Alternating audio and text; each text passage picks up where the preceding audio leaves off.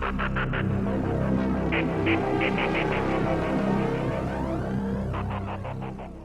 back, my Harbor Hounds, Harbor Freight Hounds, that is. Check out this 30-inch 5-door tool cart from Harbor Freight. We're going to be assembling this. Yeah, that's right. I got rid of my blue one, and I got the gray one, slate gray, black, all murdered out. Hopefully, I'll be able to get the 34-inch, and I'll have the matching set of them. Now, we've done this before, but this is going to be the 2022 version of it. So we're going to get right into it. We've got 10 great tips, but first, we're going to do a quick unboxing. So before we start, you're going to need a hammer. You're going to need a number 2 Phillips screwdriver, probably a little box cutter or knife to open up the packaging. We've got a 12 millimeter, a 13 millimeter, and just for good luck, I've got a 1/2-inch wrench. That should be just about all we need, but let's get going and unbox right now. Speed it up.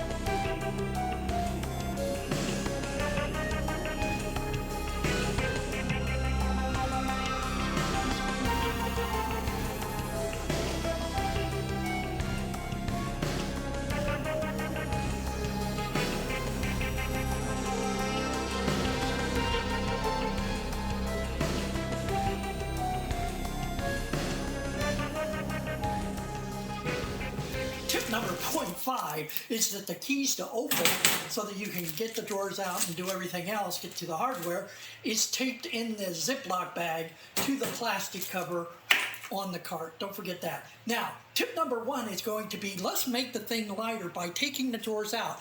Now, if you have to unload this by yourself, and you probably shouldn't, get some help if you can, but if you do, make it lighter. These drawers weigh a lot, and you can just go ahead and take them out of here. We're going to do that now, and it'll help later if you have to lift this top piece by yourself to put it on the cart frame. Now, to remove the drawers, check out this little close-up here. There's little levers on the side here of the slide, and you just push it forward a little bit while holding the levers and give it a jerk, and the drawer will come right off. Take all of them off. There we go, that's going to be a lot lighter. That's tip number 1. Now, tip number 2 has to do with the hardware. You get 2 bags of hardware like this. I'm going to keep them nice and organized here. And the tip is like this. In the bag with the M8 long bolts, you're going to have a flange nut. You're going to have a bunch of flange nuts. They're for the bulk of putting the cart together. In the bag with the short M8 bolt, you're going to have some nylock nuts. They don't have a flange on them, so that they're going to come with a washer. And look just how gorgeous the black hardware is. That is tip number 2. Tip 3 has to do with the tools that you're using. In this case, I'm going to be using this GEARWRENCH flex head ratcheting wrench on my assembly. This is a 1/2-inch. You could use the 13 millimeter is what it's supposed to take, but I found this 1/2-inch seems to fit the hardware a little bit easier. At least it used to. I may end up switching, but that is going to be tip number 3. Tip 4 is going to talk about the casters.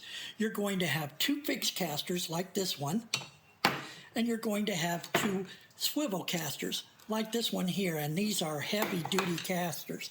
So the important thing that I want you to take away here, there's actually 3 things, is that you put the casters together on an end. So the end is the narrow side. So you're going to have both fixed casters on one end, both swivel casters on the other end. Right now, it doesn't matter which end you put them on. It will later, so watch for that. There's 2 more tips here.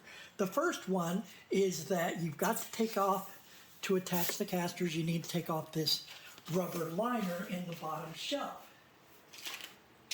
Now, I'm going to move this up here so you can see it. The third has to do with these holes for mounting the casters in. One of the deals with these holes is that the powder coat will get in here and not allow the carriage bolt shoulder to sit in this hole.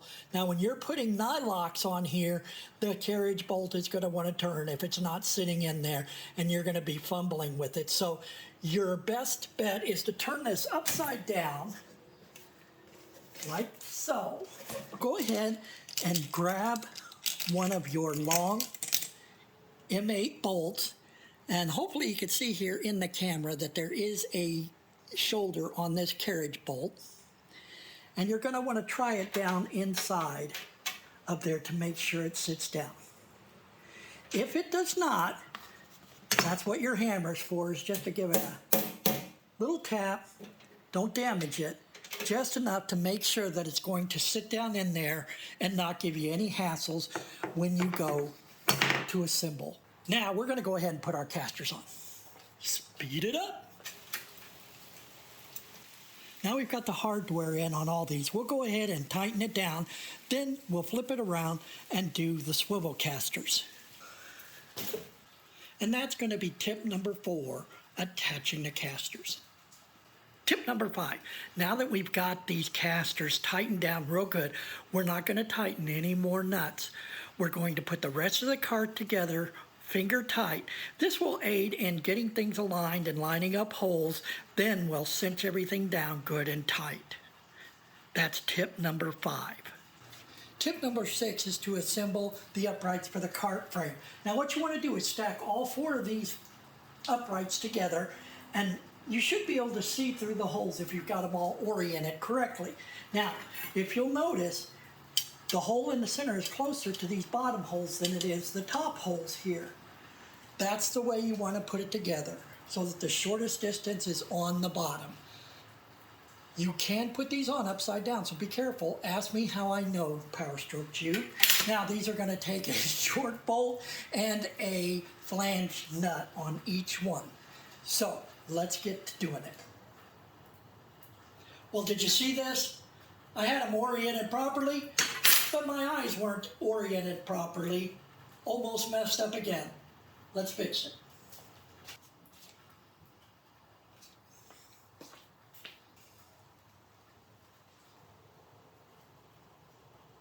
That's it, all installed, and we didn't tighten anything down just yet.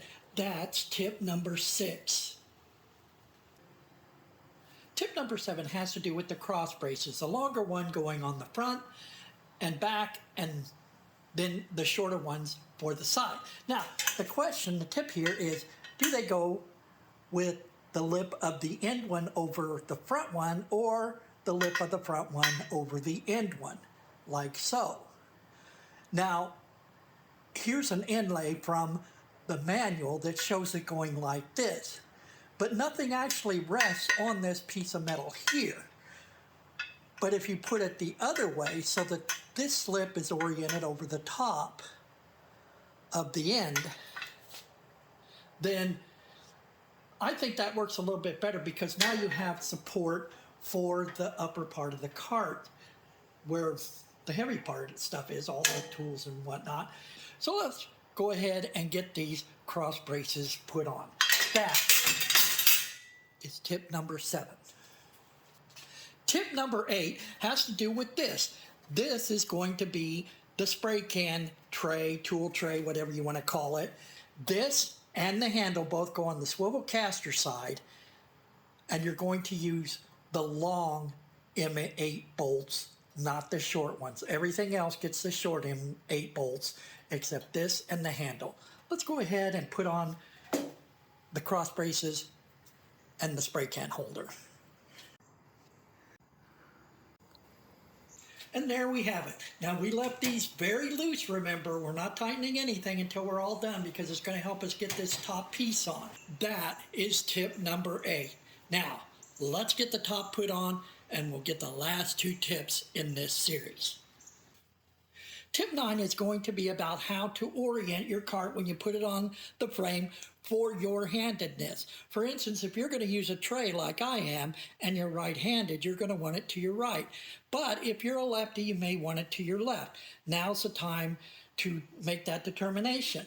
So when you're putting the case on the top of the frame here, if you're right-handed, you're going to want your spray can holder down here to the left. If you're left-handed, you're going to want the spray can holder to your right when the drawers are facing you. So we're going to go ahead and put on the handle, and by all means do not forget these corner brackets that go on the inside of the corners. Let's go ahead and get that handle put on, and we'll be right back for tip 10. Here's your bonus tip. Now is the time to put on your tray if you have it. Otherwise, you're going to be removing bolts for that. So putting the cart together is the time to put on a tray. I highly recommend it. I think it's one of the best accessories. Now this is where leaving those bolts finger loose is really going to pay off, because it's going to be a lot easier to maneuver in these top corner brackets and the handle and the tray while all the bolts are loose. We'll be right back after we get the tray started. That's your bonus tip. And now we've got our side tray mounted just the way we want it. We're almost done. Tip number 10 is going to have the struts. So we want it with the bar side down, and they're going to go from the inside through the mounting holes. Now, this whole strut elbow is going to pivot here. So what you're going to want to do is get you a 12 millimeter ratchet for the inside here to hold that while you tighten down your nylock nuts. The nylock nuts were already attached to the strut for mine. So let's go ahead and get those struts on. And there we go. We got our struts put on. You can go ahead and cinch those up really good. And you know, you want to do that before you put this handle on so that you can fight the struts while you're trying to hold that. Put in the little tiny screws. Don't set them down on the black padding in here because they're hard to see, I'll tell you what. But we got that done. Now have a look at this inlay here. This is why you're going to really want to have one of these ratcheting flex head wrenches when you go to tighten down these corners. But don't do it yet. Bonus tip, put the drawers back in. Make sure you don't have this thing racked. The drawers will stiffen it up. Then we can go through and tighten everything down, and we'll be right back to show you the end result. That was tip number 10, putting on the struts. We'll be right back. All right, that just about does it. Now, I started at the bottom, worked my way up, cinching everything down, and then I gave it not less than 2 ugga-duggas per frame bolt just to make sure everything was good and tight. That is a special tip for all you that stuck around till the end. Now, if you're interested in any of the products here, check out the information below. There are links to everything that you saw here, tools, whatever. Also, leave a comment and a like. If you would like to help support this channel, because we get no help from Harbor Freight, that's for sure. If you'd like to help support the channel, try a super thanks. Use this logo right here that I'm putting on the screen and try a super thanks where you can help give to the channel if you think that we've helped you out. I would sure appreciate it very much. Now, if you are coming up on your weekend, everybody, make it a good one. Take care.